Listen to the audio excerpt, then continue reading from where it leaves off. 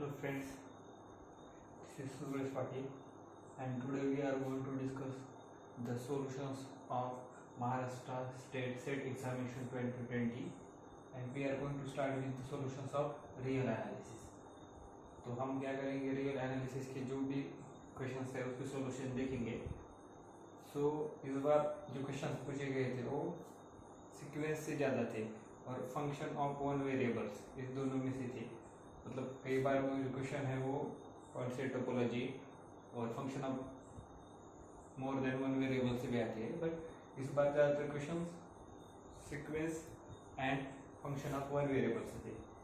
सो set ए का जो first question है वो देखते हैं. सो इसमें क्या बोल रहा है, let x be the sequence of real number and x be any real number, then which of the following is true. So x in sequence दी गई है. सो फर्स्ट ऑप्शन में क्या है, limit of the sequence, limit n tends to infinity, x N is less than और equal to x. मतलब क्या है कि जो लिमिट पॉइंट्स है, मतलब लिमिट जो है सीक्वेंस की वो क्या है, बाउंडेड है. सो बोल रहा है कि x N is less than और equal to x for all n. So जो भी सीक्वेंस के टर्म है वो क्या होंगे, वो जो लिमिट है उस लिमिट से क्या होंगे, लेस देन और इक्वल टू होंगे. सो हम देखते हैं इसके लिए काउंटर एग्जांपल एक गलत है. सो अगर हम सीक्वेंस ली, देखिए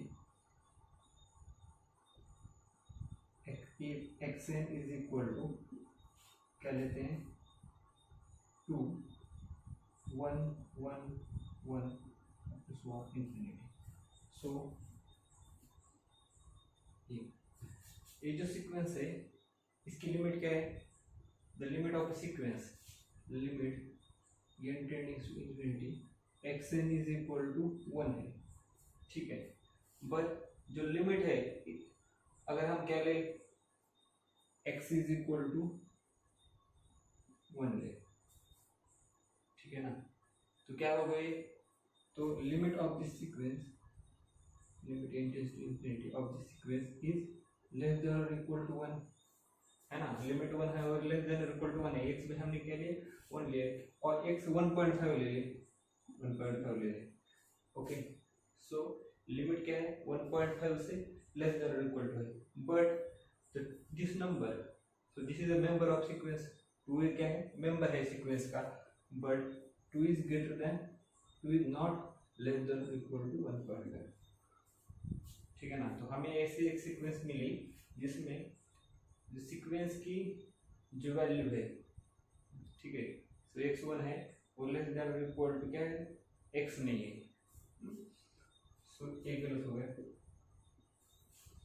सो ऑप्शन डी में क्या बोल रहा है, if the limit of the sequence is not equal to x. So इसकी लिमिट क्या है, x के इक्वल नहीं है, x भी इन रियल नंबर है. तो इसकी लिमिट मतलब क्या बोल रहा है कि एग्जिस्ट नहीं करती, there exist m and n. ठीक है, और ये क्या है, नेचुरल नंबर है, so that xm is less then x is less than और इक्वल टू xn. ठीक है, तो अगर मैंने सीक्वेंस ली, इफ देखते हैं,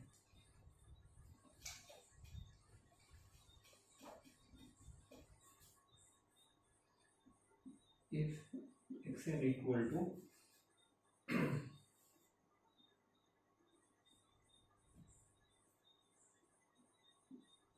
-1 1 -1 where it is equal to -1 to the power n. ठीक है, ये सीक्वेंस ली, तो लिमिट ऑफ सीक्वेंस और x के लिया, x इक्वल टू 2 लिया. ठीक है ना. तो limit of x N is not equal to 2, limit of limit n tends to infinity, x n क्या है 1 और -1 के बीच ऑसिलेट कर रहा है. ठीक है ना, और इक्वल टू 2 नहीं है, बट वो क्या बोल रहा है, देयर एग्जिस्ट, और ऐसे नंबर एग्जिस्ट होने चाहिए, ये मान लो कि जो x है वो क्या होगा, इन बीच के लय होगा. तो either x n equal to क्या होगा, और n इज इक्वल टू 2 4 6 मतलब जब ये इवन होगा n तो xn की वैल्यू 1 होगी, और जब xn is equal to minus होगा when n is equal to 1 3 plus 1, ठीक है ना। जब n ऑड होगा तो -1 और इवन होगा तो 1 होगा। सो क्या हो रहा है, तो ये माइनस और 1 2 क्या हो सकता है, कौन सी भी n और m के वैल्यू के लिए ये जो 2 है -1 और 1 के बीच में तो नहीं रहेगा। सो क्या हो गया, हमें n और m ऐसे नहीं मिलते, जिसके लिए क्या होगा xn और xm बीच के इन दोनों के बीच में x लाइज करेगा, तो ये भी गलत हो गया। सो सी में क्या बोल रहा है देखिए,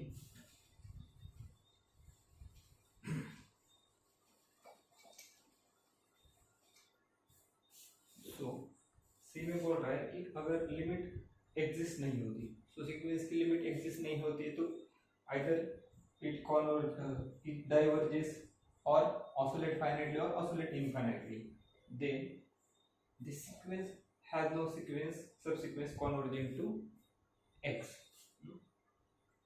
तो क्या बोल रहा है, अगर सीक्वेंस की लिमिट एग्जिस्ट नहीं होती तो उसको कोई सब सीक्वेंस नहीं है जो कन्वर्ज होंगी एक्स को। फॉर एग्जांपल मैंने क्या लिया,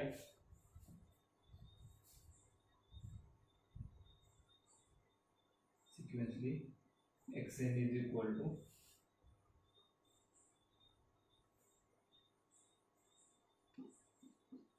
-1 टू द पावर n, ठीक है ना। तो सीक्वेंस है गिवन -1 1 और x इक्वल टू 1 लिया, ठीक है ना।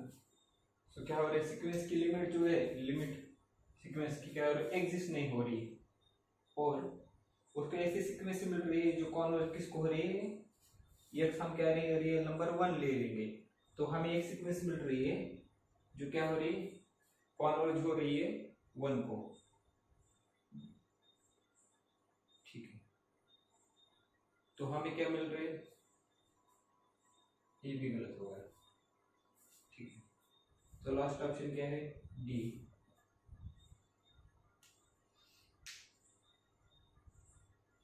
सो डी में क्या बोल रहा है, एक limit of a sequence is less then x कौन सा भी रियल नंबर है, then the xn should be less than x for infinitely many numbers of n, ठीक है। तो देखिए, अगर सीक्वेंस की जो लिमिट है एग्जिस्ट हो रही है और जो क्या है फाइनाइट है, लेस देन x है, इसका मतलब क्या है, ये जो लिमिट है वो फाइनाइट है, तो ऑब्वियसली क्या होगा, जो नेबरहुड होगा, सपोज इसकी limit of sequence xn n tending to infinity और xn इज इक्वल टू क्या ये ला है। सो n के नेबरहुड में सीक्वेंस की क्या होगी, डेफिनेशन से इनफाइनाइटली मेनी टर्म्स जाएगी, तो ऑब्वियसली क्या होगा, सपोज ये है, तो इसमें क्या होगी, सीक्वेंस कुछ टर्म जाएगी जो कि क्या होगा, xn should be less than l होगा, और for some infinitely many n और क्या होगा, xm is greater than l होगा, फॉर इनफाइनाइटली मेनी m होगा, ठीक है। तो इनफाइनाइटली मेनी जो टर्म्स है सीक्वेंस की, तो डेफिनेशन वही है ना लिमिट की सीक्वेंस की, तो क्या होगी, लेस देन l होगी, ठीक है। तो infinitely many numbers of n के लिए क्या होगा, xn should be less then x होगा, उसके जो लेफ्ट नेबरहुड है उसमें इनफाइनाइटली मेनी टर्म्स आएगी, तो वही बोल रहा है ना। तो xn इज लेस देन और इक्वल टू x होगा for infinitely many numbers of n। So option क्या है, डी इज ट्रू।